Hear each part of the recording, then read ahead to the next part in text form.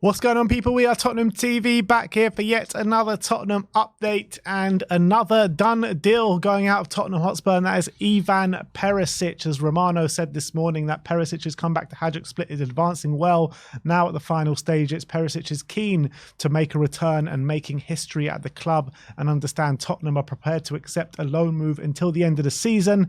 And then we got the official announcement from Tottenham today, not long ago, saying we have reached an agreement with Hajduk Split for the loan of Ivan Perisic for the remainder of the season. Good luck, Ivan.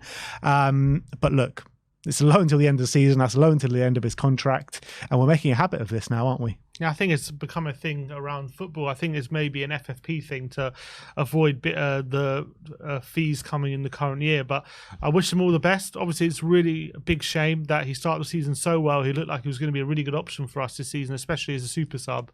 And unfortunately, he suffered that really bad injury, which ruled him out for the whole season. And now we've seen him play his last game in the Spurs shirt now. It is a shame. I think he was providing a good option for us. You know, ended last season as well, quite well.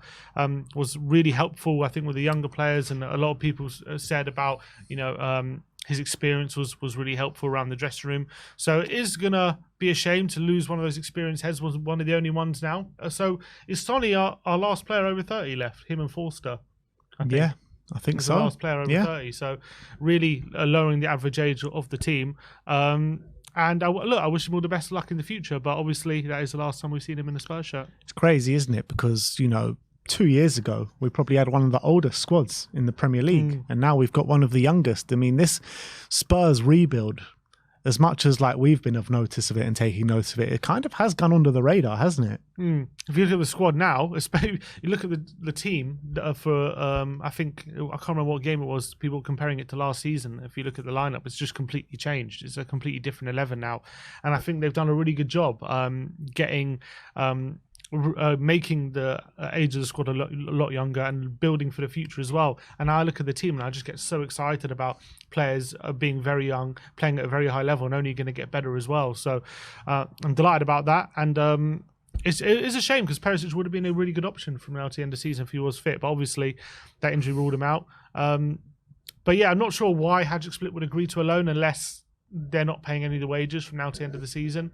So I'm not really, I don't really understand it totally, but that's the consequence of modern FFP finance. Yeah, also he's probably a good guy to have round the back at Hajduk Split over there. He's going to be so central and such a key figure for them. Maybe, he wants to get and do some work in the background and stuff like that, but he'll be a great influence for anyone there. So he's been a top player his whole career, going back to his home country. I think it's a great deal for everyone. I just want to thank Ivan Perisic, for his time at Spurs. It wasn't, maybe we didn't see the Ivan Perisic that we thought we were getting when he was playing at left wing back under Antonio Conte, but you really did start to see the value for him at the start of the season. It's just a shame that injury came at a point where he was probably making his most impact for Spurs. But let's move on. Some interesting news coming overnight and today regarding Antonio Nusa, the tricky winger for Club Brugge out in Belgium.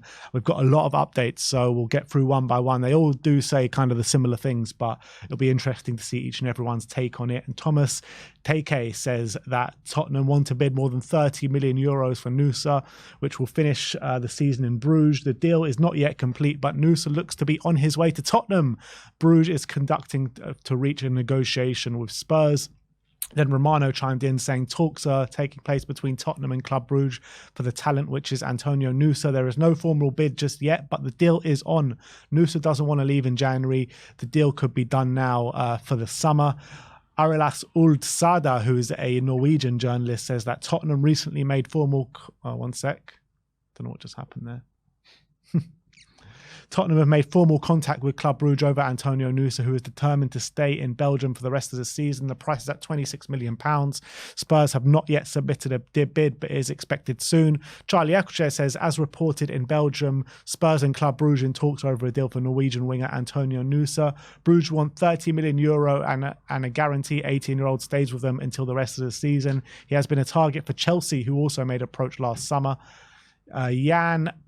Peter Jan Callison says that Tottenham Hotspur and Club Brugge are in negotiations over a transfer of Antonio Nusa. Spurs are willing to pay 30 million plus add-ons in euros to secure the signature of Nusa. Where is it? And allow the winger to stay at Belgian side until the end of the season. It is more about exploratory negotiations at this point, but Tottenham are yet to make an offer, and there are still candidates for his signature. And Jason Steinberg says that Chelsea have maintained an interest in Nusa, but would have to work hard if they wanted to overtake Spurs in the race to sign him. Spurs have been tracking Nusa for a while and have taken positive steps, ensuring they are in pole position to complete the deal.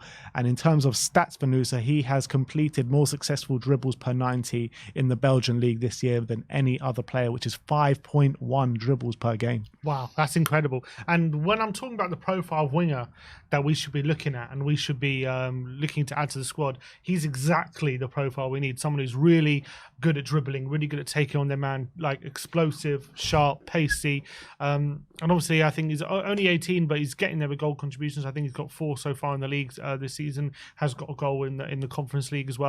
So really starting to explode at the moment. Scored in the Champions League last year as well. Yeah, I wouldn't say explode, but he's really starting to, provide as well at such a young age. It's very, very impressive. And looking at the stats, looking at the kind of winger he is, where he plays, this is a kind of deal we should definitely be doing. And when I'm looking at someone like Werner and him, obviously we've got to make a decision about Werner at the end of the season. But if we're looking for a left winger, Werner's good, but he's not the exact profile that would be a perfect fit with the squad, and Nusa definitely is. It'll be interesting to see if we do sign him and loan him back, whether he comes into the first team next season or we look for another loan.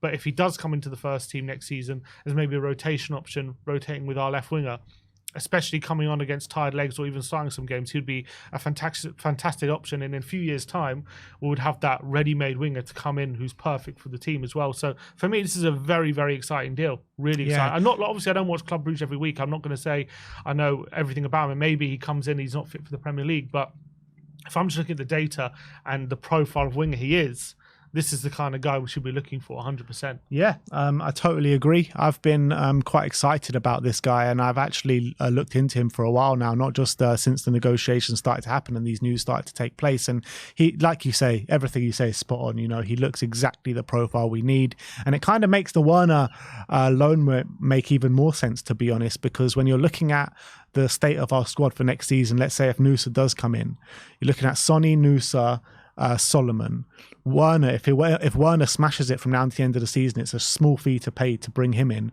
and then you probably say Solomon will fall by the wayside. And to go in with 3 left wingers to the start of next season, hopefully with Champions League football, with Heung-min Son, who could also play up front, Nusa, and then one of Solomon or Werner, I think that's amazing options to have. Yeah, I absolutely agree. And I think as well, it's like, what I really like about this is we're looking at the next generation of wingers as well. We're not just going for someone who's established. We're going for someone who may be in the future, like we're doing with Sarr and Udogie. We're looking for those next generation of players who are really going to come on and become one of the main players in the future. And that's what we need to be doing in the front line, because I feel like in the front line we've got good options there, but we have options who may be at their ceiling a lot of the time. We need someone who's not reached their ceiling yet and is ready to explode in a year's time or so. And Nusa definitely fits that bill. But what has happened to Tottenham in this January transfer window? It's just absolutely, this club is unrecognisable. Seriously. Seems like we have a strategy and a plan, which is the first time ever in a window. It really does. Every player that's come back from loan shipped out straight away, no waiting around. Perisic has gone loaning out players until the end of their contracts. I mean, everything that Spurs are doing at the moment, they're doing it right. Mm-hmm. And I'm so surprised how well Spurs are doing in the transfer market for the last couple of years. And I'm absolutely delighted. And the moves that we do seem to be pulling off, they do seem to be the right moves as well. They seem to be making instant impacts in the team usually. The players that we have signed and loaned back have come into the first team down the line, and it's been absolutely brilliant. So I can't commend the scouting team and the footballing operations for having a strategy, pointing out players and actually getting their targets over the line and doing things quickly. So honestly, nothing to complain about. In fact, the opposite, you have to give them praise. Yeah, absolutely. And in terms of Nusa, just to finish off on Nusa, so many journalists talking about it, some in Norway, some in Belgium, and the English and Romano as well. It does seem like this is really gathering pace, doesn't it? It seemed like this is actually going to happen. Yeah, and I really hope so. and it's not a cheap deal. Obviously, I don't know how Sarr was how much. I can't remember how much Sarr was in total. Sarr was around 15 or something. Sarr was wasn't 15. it? Udogie was what, 15 as well, or 20? Yeah, something like that. So this is like 26. But I'm glad we're investing in our future. You know what I mean? We've seen him. I think in the past we would have looked at this deal and said, oh, it's too much money for a player who's untested and blah blah blah.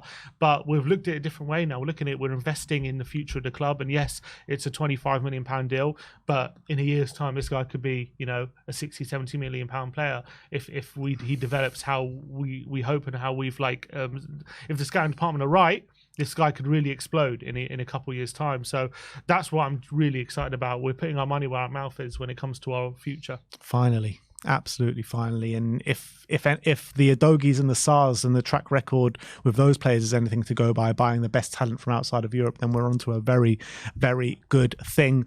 But let's finish off talking about a pre-season friendly, which looks to be in the final stages of being arranged. And this is from Christian Falk. And he says 2 friendly games were agreed between Bayern and Spurs as part of the Harry Kane deal. The first game will take place this summer on the second weekend of August, around the 10th of August in London. All proceeds will go to Tottenham Hotspur, and you'd imagine it'll be a packed house to see Harry Kane return to Tottenham. Yeah, and it's interesting. Obviously, we got, as part of the Bayern deal, obviously there's 2 friendlies, right? We've organised which Spurs get all the proceeds, and obviously the transfer fee we got for Harry Kane was, I think, 100 million euros in the end, not including including add-ons or not including add-ons, but if you actually work out how much these friendlies could get Spurs.